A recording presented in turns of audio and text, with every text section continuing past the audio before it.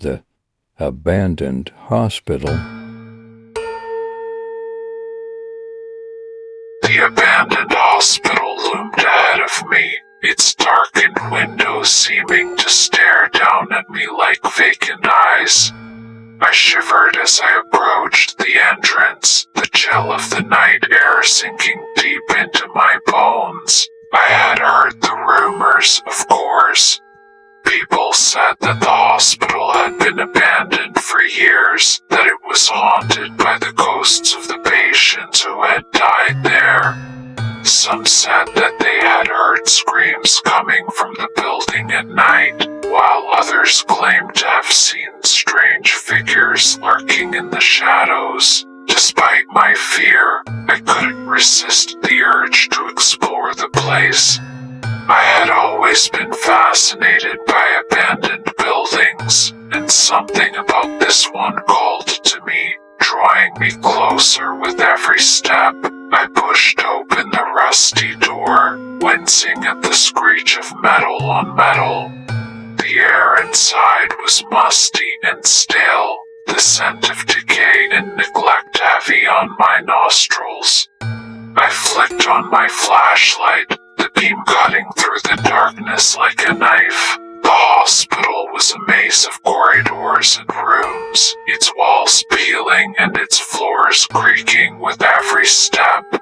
I wandered through the halls, my footsteps echoing in the silence, searching for something, anything that would give me a clue as to what had happened here. As I turned a corner, I saw something move out of the corner of my eye. I froze, my heart pounding in my chest.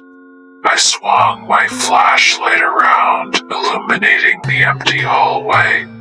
There was nothing there. I shrugged it off, chalking it up to my imagination playing tricks on me. But as I continued down the corridor, I couldn't shake the feeling that I was being watched. I entered a large room, the walls lined with empty beds and discarded medical equipment.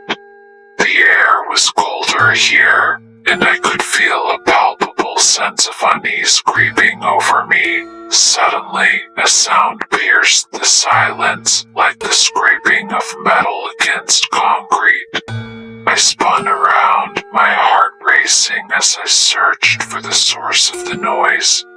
But there was nothing there, just the empty beds and the shadows looming on the walls. I started to back out of the room, my eyes fixed on the darkness, when I felt something brush against my leg. I looked down, my flashlight revealing a rat scurrying away into the shadows, but the damage had been done. I was on edge now, my nerves frayed and my senses heightened. Every creak of the floorboards, every rustle of the curtains, made my heart skip a beat. I continued my exploration, each room revealing more horrors than the last. Blood stains on the walls, discarded needles on the floor, broken furniture and shattered glass. It was like a scene out of a nightmare, and I couldn't shake the feeling that I was walking through someone else's hell. As I turned a corner, I saw a figure in the distance, its back to me. I called out, my voice echoing down the hallway. The figure turned slowly, and I could see now that it was a woman, her face obscured by shadows. "Hello," I said, taking a step closer. "Are you okay?" But as I approached, the woman vanished, leaving nothing but a faint scent of lavender in her wake. I was starting to lose it now, my mind playing tricks on me and my nerves shot to pieces. I stumbled down the corridor, my flashlight beam wavering and my heart pounding in my chest. That's when I saw it. A figure looming in the darkness ahead of me, its features obscured by shadows. I tried to back away, but my feet wouldn't move, glued to the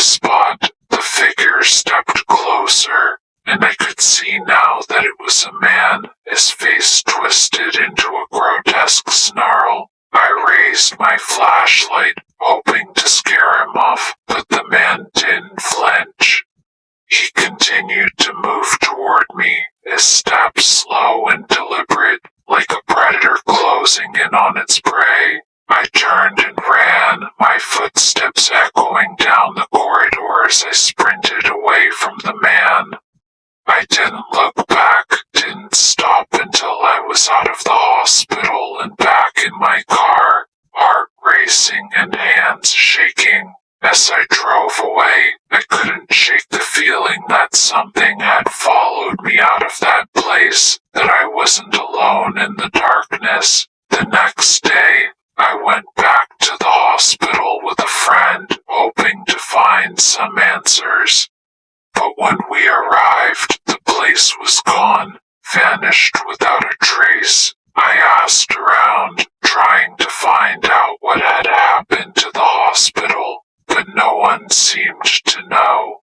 It was like the place had never existed at all, but I knew the truth.